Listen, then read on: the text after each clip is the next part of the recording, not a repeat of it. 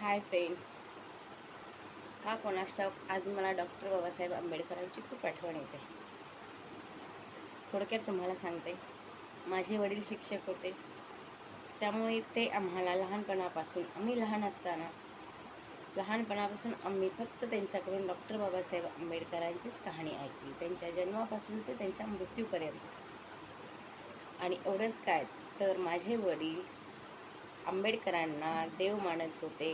सकाळी उठल्यानंतर पहिल्यांदा आंबेडकरांची पूजा करायचे, हार घालायचे, पाया पडायचे आणि नंतरच आपल्या कामाला सुरुवात करायची.